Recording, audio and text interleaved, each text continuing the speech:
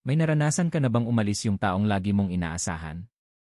Yung tipong si tatay na dating malakas, tumatanda na, o kaya yung leader na sanay kang kasama, biglang wala na.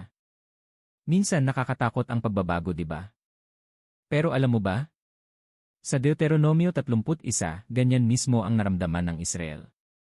Sinabi ni Moises sa Israel, "Magpakalakas kayo at magpakatapang. Huwag kayong matakot, dahil ang Panginoon niyong Diyos ang siyang mauuna sa inyo. Hindi niya kayo iiwan ni pababayaan." At itinalaga ni Moises si Joshua bilang bagong leader ng Israel. Dito sa chapter na ito, matanda na si Moises, 120 years old na. Alam niyang malapit na siyang mawala at hindi na siya makakatawid sa Promised Land. Imagine mo to, parang sa isang barangay na mawawala na yung pinakarespetadong leader. Natural lang matakot yung mga tao. Pero ang ganda ng mensahe ni Moises. Huwag kayong matakot kasi hindi naman si Moises ang tunay na dahilan ng tagumpay niyo kundi ang Diyos. Malalim to. Sa Hebreyong pananaw, ang lakas ng Israel hindi galing sa espada o dami ng sundalo. Nanggagaling ito sa presensya ng Diyos. Kaya paulit-ulit sinabi, magpakalakas at magpakatapang. Hindi dahil malakas sila kundi dahil kasama nila ang Diyos. Pagkatapos noon, ipinasa ni Moises ang leadership kay Joshua. Ibig sabihin, nagpapatuloy ang plano ng Diyos kahit nagpapalit ang tao. Tapos may isa pang mahalagang ginawa si Moises. Ipinabasa niya ang Torah sa buong bayan, lalaki, babae, bata, pati dayuhan. Bakit? Kasi alam ng Diyos. Kapag nalayo ang tao sa kanyang salita, doon nagsisimula ang paglayo sa kanya.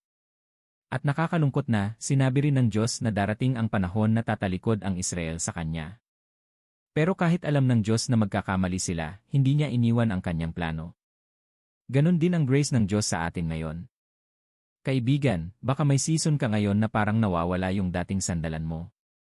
Baka nawalan ka ng trabaho, may umalis sa buhay mo, o natatakot ka sa bagong chapter ng buhay. Ito tandaan mo. Hindi tao ang pinakapinanggagalingan ng lakas mo kundi ang Diyos. At gaya ng Israel, hindi sapat na minsan lang makinig sa salita ng Diyos. Kailangan lagi natin itong marinig at isabuhay. Kasi kapag napabayaan ang salita ng Diyos, unti-unting lumalamig ang puso.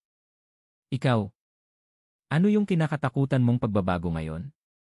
At totoo bang Diyos pa rin ang inuuna mong sandalan? Tayo'y mag-pray.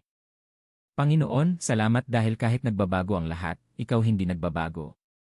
Kapag natatakot kami sa hinaharap, tulungan mo kaming magtiwala na nauuna ka sa amin. Palakasin mo ang puso namin at ibalik mo kami palagi sa iyong salita. Turuan mo kaming maging matapang dahil kasama ka namin.